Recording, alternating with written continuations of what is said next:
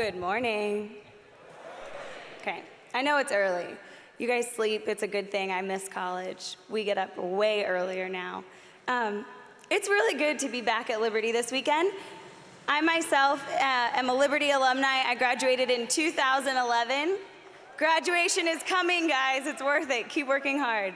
And Penny Nance, my boss here, our CEO and president, is also a Liberty alum. And so it feels good to be back. I will say, just like all the old folks that came and spoke to me when I was in your seats, that everything is different.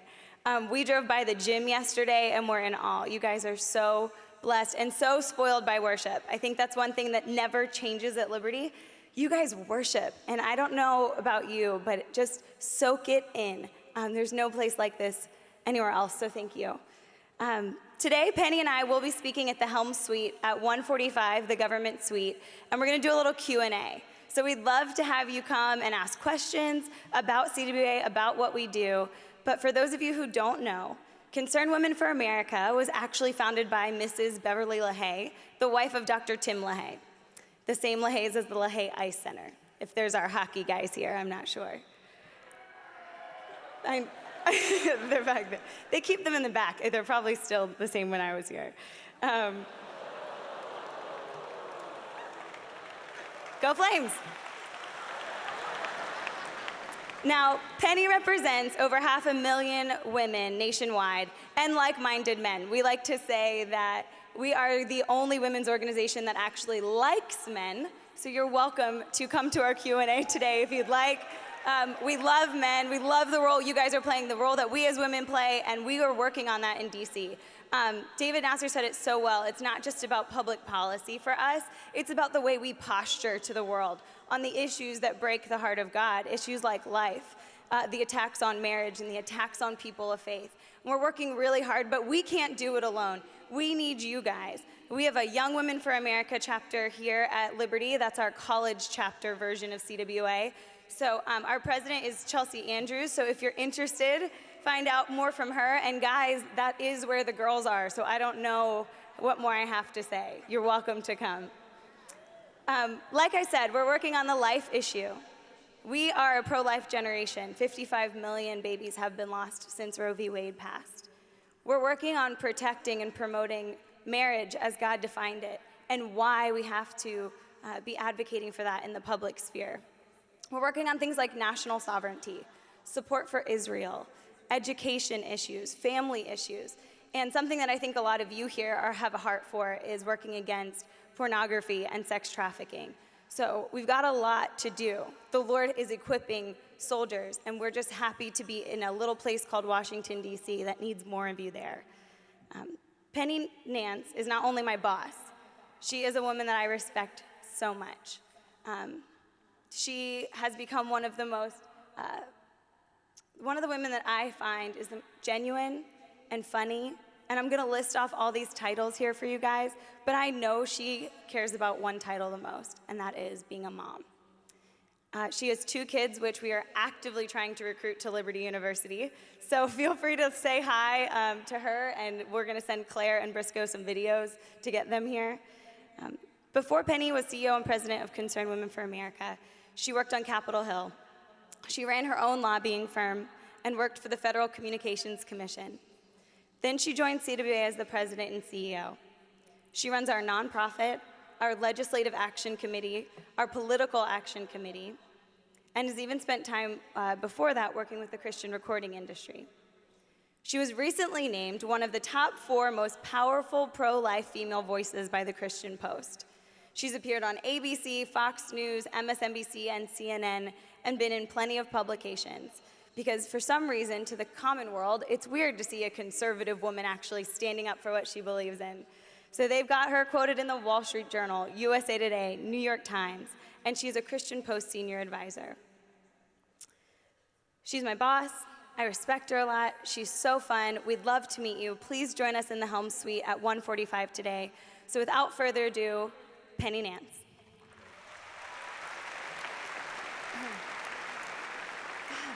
I forgot how great this is.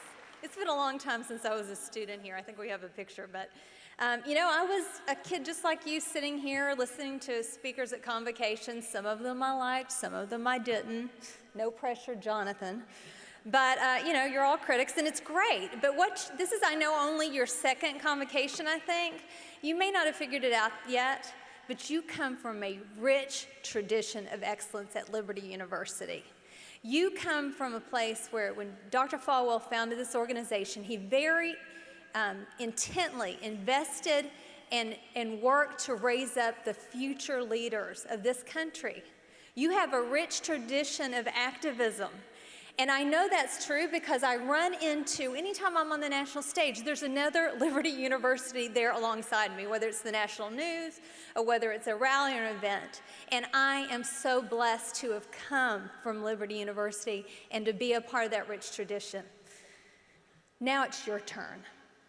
I'm here today asking you to grab the flame of liberty and run to the battle.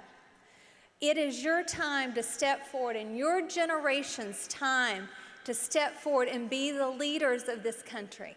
There's so many important issues that you've got to weigh in on, and Young Women for America is working on a bunch of them, and Allison mentioned several. But I'm here today to talk to you about just one, and it's very crucial. We're at a very crucial point in history. This may be one of those that your kids asked you what you did. And that is support for Israel, and equally important, standing up against the rise in anti-Semitism in this country. We are seeing it all over this place.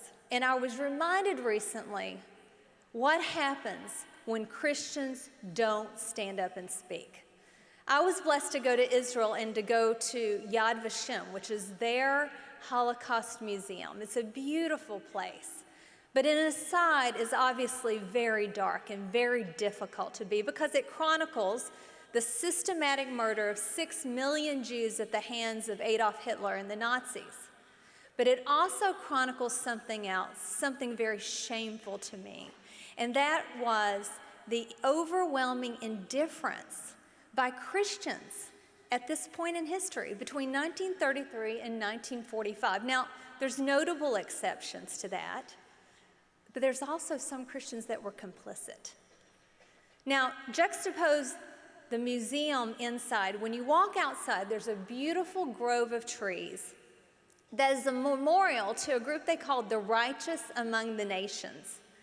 The Righteous Among the Nations were ordinary people, just like us, who took very seriously Genesis 12 admonition to protect the Jews. And they bet it all. They stood up, and some of them lost their lives and their families as a result. Because guess what? When you hid a Jewish person in your home to protect them during the Holocaust, if you were caught, not only were you going to Auschwitz, but so were your kids. And so they were willing to stand up and do it all. They were willing to give it all because it was the right thing to do. When I left there, I had to ask myself the question, and I ask you to ask yourself the question today. If you had lived in Nazi-occupied Germany or one of the European countries during the Holocaust, who would you have been? Would you have been the person who turned your head in fear and indifference, or would you have been one of the few who actually risked their lives to do what's right, to protect the Jews? Now, this is a crucial question, because let's remind ourselves where we are today. The tiny nation of Israel has had over 15,000 rockets lobbed into that country since 2001.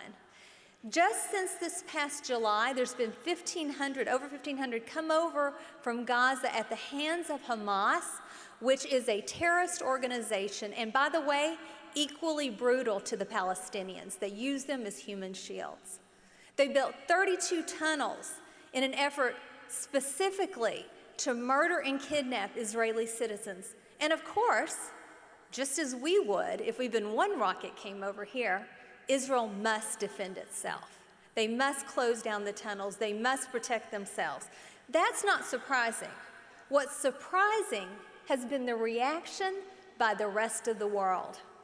We have seen rallies across the world and across this country in which racist epithets are hurled, things that we haven't heard said since the 30s, loudly and proudly. We have seen anti-Israel, anti-Jewish rhetoric increase. Now, this is important to you. The boycott, divest, and sanctions against Israel movement on college campuses has spread like wildfire, in which college students, Jewish college students, are harassed.